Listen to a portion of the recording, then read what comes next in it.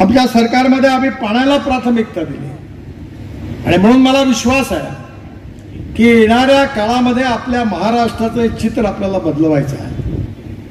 हा महाराष्ट्र ही संतांची भूमी आहे. मला एक सांगा, आपण कधी बाबासाहेब आंबेडकरांची जात पाहतो का? शिवाजी महाराजांची जात पाहतो का?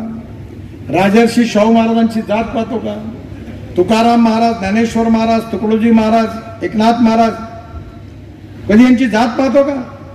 नाही पाहत. माणूस हा जातीने मोठा नाही आहे, तर माणूस हा खऱ्या अर्थाने त्याच्या कर्तृत्वाने आणि गुणाने मोठा आहे.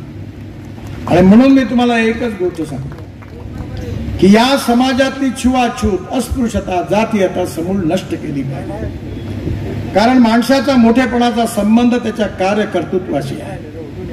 आणि त्यामुळे मागच्या निवडणुकीमध्ये काँग्रेस पार्टीने अपप्रचार केला की भाजपला जर 400 जागा मिळाल्या तर बाबासाहेबांचं संविधान बदलणार.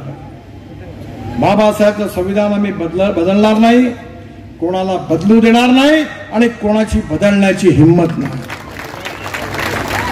मी स्वतः लॉ ग्रॅज्युएट आहे. फायनल लॉला आम्ही कॉन्स्टिट्यूशन शिकलोय. त्यामध्ये प्रिएम्बल जे आहे त्याचं मूलभूत तत्व त्याच्यामध्ये लिहिलंय. एक सुप्रीम कोर्टात केस झाली होती, केशवानंद भारती प्रसिद्ध, आणि त्या केसमध्ये सुप्रीम कोर्टाचे मुख्य न्यायमूर्ती आणि 10 न्यायमूर्तीच्या खंडपीठाने मिळून निर्णय दिला होता. तो निर्णय हा होता की silent features of the constitution cannot be change. घटनेचे मूलभूत तत्व बदलू शकत नाही. आणि जे 3 पार्ट आहेत आपल्या घटनेचे, त्या 2/3 मेजॉरिटीने पार्लमेंटमध्ये कलम बदलू शकतात. पण हे बदलवण्याचं पाप कोणाचं आहे? हे बदलवण्याचं पाप कोणाचं असेल तर ज्यावेळी अलाहाबाद हायकोर्टामध्ये इंदिराजी निवडणूक हरल्या त्यानंतर काँग्रेस पार्टीने 75 साली इमर्जन्सी लावली आणि बाबासाहेबांच्या संविधानाच्या धज्जिया उडवल्या. जनता पार्टी आल्यानंतर पुन्हा घटना दुरुस्ती केली. ज्यांनी घटना तोड भरवण्याचं काम केलं ते आमच्या विरुद्ध प्रचार करत फिरत आहे की संविधान धोक्यात आहे. आपल्याकडे म्हण आहे ना, चोराच्या उलट्या बोंबा, उलटा चोर कोतवाल को डाटे, अशी कहाणी आहे. आणि म्हणून कुठल्याही या जातीवादी प्रचारावर विश्वास ठेवू नका.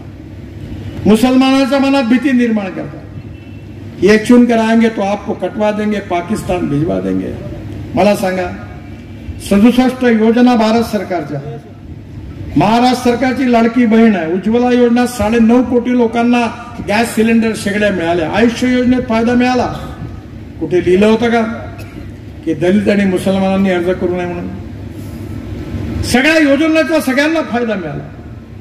सबका साथ, सबका विकास, सबका प्रयास आणि सबका विश्वास याच आधारावर काम करण्याचा आम्ही प्रयत्न केला. आणि म्हणून मला विश्वास आहे, वेळ कमी आहे कारण मला अजून एक सांगली जिल्ह्यातली सभा करून इचलकरंजीला 5-5:30च्या उतरलं पाहिजे. त्यामुळे मला जाण्याची घाई आहे. त्यामुळे माझी आपल्या सगळ्यांना विनंती आहे की ही निवडणूक समाधान आवताडे यांच्या भविष्याचा फैसला करणारी निवडणूक नाही आहे. ही निवडणूक माझ्या समोर बसलेल्या जनतेच्या भविष्याचा आणि भवितव्याचा फैसला करणारी निवडणूक.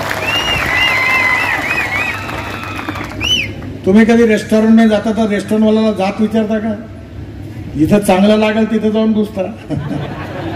तुम्हाला हार्टचं ऑपरेशन करायचं असेल तर कधी विचारता का आपल्या जातीच्या डॉक्टर आहे त्याच्याकडे करून घ्या, तुम्हाला चांगलं डॉक्टर पाहिजे. मग निवडणुकीत चांगला कर्तबगार आमदार, जात पंथ धर्म भाषा न बघणारा आणि शैक्षणिक आणि सहकार क्षेत्रामध्ये उत्तम काम करणारा समाधान आवताडेंच्या रूपाने एक चांगला उमेदवार उभा आहे. आणि मी विशेष करून प्रशांतजींना खरोखर धन्यवाद देईन की त्यांनी मनाचा मोठेपणा दाखवून त्यांनी यांच्या मागे ते उभे राहिले.